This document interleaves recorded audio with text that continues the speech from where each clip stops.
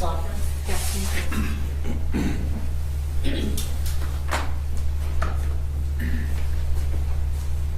Good afternoon. Ladies and gentlemen, you do not have an easy job ahead of you. As we discussed in voir dire, you will be presented with unpleasant facts, photos, and testimony. You will have to set your feelings of sympathy aside and function as that machine that we discussed again in voir dire. You must take the facts, the testimony, and the evidence and apply it only to the elements of the crimes that Mr. Hernandez is charged with. Now, in an opening statement, it's our opportunity to introduce you to the people you will either hear from or hear about. This is extremely important because you as juror members have to determine who did what and why. The prosecutor and I will stand up here and argue our own theories of how the events unfolded, but ultimately, you make the final decision. Now, as you've heard in your preliminary instructions and the prosecutor touched on, my client is charged with 1 count of first-degree felony murder. And because the elements are so important, I want to go over them now. To prove this charge, the prosecutor must prove each and every one of the following elements beyond a reasonable doubt. Remember, not just 1 or 2, but all. First, that Mr. Hernandez caused the death of Hussein Murray, that he died as a result of neck compression and blunt force trauma. Second, that Mr. Hernandez had one of these 3 states of mind. He intended to kill, he intended to do great bodily harm, or he knowingly created a very high risk of death or great bodily harm, knowing that death or such harm would be the likely result of his actions.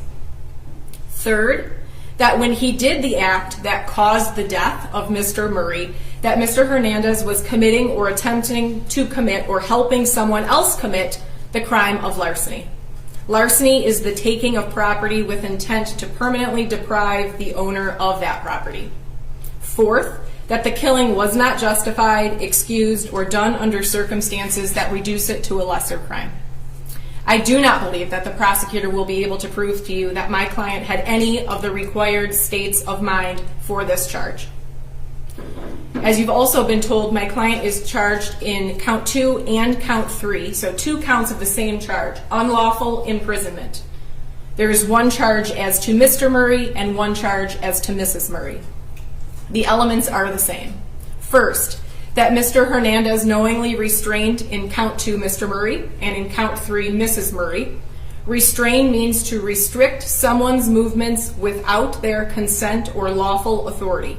Second, that the restrained person was secretly confined or the person was restrained to facilitate the commission of another felony or to facilitate flight after the commission of another felony.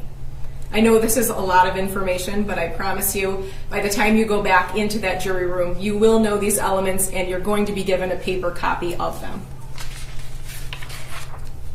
Now, through witnesses, you're going to hear that on October 10th in the city of Rochester Hills, 2 men appeared at the Murray's door in the evening claiming to be DTE employees looking for a gas leak. You'll hear that they were not allowed in because it was late. You will hear that the following morning, those same individuals came back and at that time were allowed in the house by Mr. Murray. Approximately 20 minutes after they were let in, the individuals left. You will come to know that Mr. Murray was found deceased in the basement and Mrs. Murray was wrapped with duct tape and she was able to call 911 a few minutes later. Now, from the testimony, the videos, and the photograph, it will be clear to you that Mr. Hernandez was one of the individuals inside that residence on October 10th and October 11th. I will not insult your intelligence and try to convince you otherwise. But what I will convince you of is that the unfortunate death of Mr. Murray was never part of the plan, never even part of the discussion between Mr. Hernandez and the other individual. It will be clear to you that Mr. Hernandez did not take part in the beating of Mr. Murray. I do not believe that the prosecutor will be able to prove that Mr. Hernandez had any of the 3 required states of mind that must be present for felony murder. At the close of this case, it will be clear that there is only one verdict that is consistent with the law and consistent with the evidence that was presented. It'll be clear to you that the prosecutor is not able to prove by any standard, much less beyond a reasonable doubt, that my client, Mr. Hernandez, committed the offense of first-degree felony murder. And at that time, I will stand before you again and ask you to return a verdict of not guilty on count 1. Thank you. All right, thank you, Ms. Loftin. All right, ladies and gentlemen, so as we discussed, we do have another jury that is currently not here. They'll be back tomorrow morning at 8:30 for us to start openings in the co-defendant's matter. We would like to have you back at 9 a.m. If you come back at 9 a.m., I'll get you back into the courtroom as quickly as possible, and then the prosecution will start presenting their proofs. All right, so I'll see you tomorrow at 9 a.m. Thank you. All right, the jury.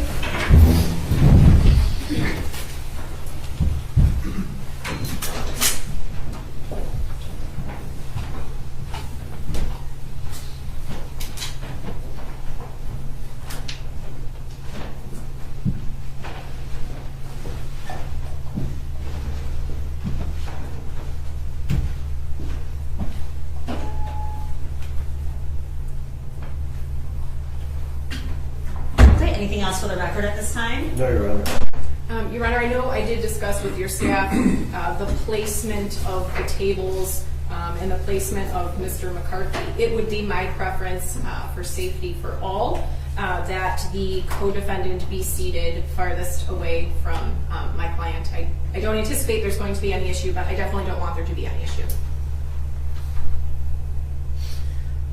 Okay, so logistically, where would Mr. McCarthy sit then? Here. And where are you going to sit on the other side? Yes, sir. And Mr. McCarthy, though, takes issue with sitting there? I was not present, but I believe so. We just happened to have a off-the-cuff discussion about sitting and where we like to sit. And Mr. McCarthy yesterday said he always likes to sit closest to the podium. Just it had nothing to do with placement for this trial. It was just in general. Okay, let's discuss it again tomorrow morning when everyone's back. And I mean, if there's a safety concern, then certainly we'll address that.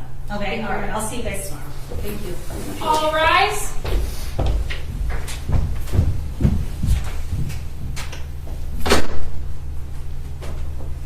You may be seated.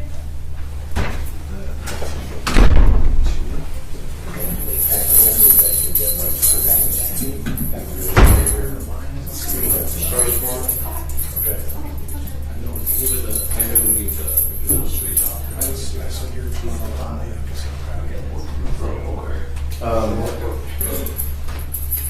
want to go get that portable TV for him. Take him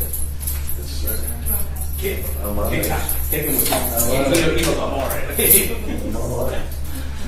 Yeah, Are you trying to steal Josh again? no, I will. That's after the trial when I try to steal him. I'm in charge of all financial negotiation for all. I already mentioned it to Keith. Okay, I'll be back. What's that? Am I able to leave some binders that I'm not using here? You don't have anything else tomorrow morning besides us, right? Oh. They call it specific exhibits in there if you want to do that. Okay, yeah, I'll put that. You got the key. You got the key. Okay. So I need to be here for you guys. We said? I need to be here for you guys.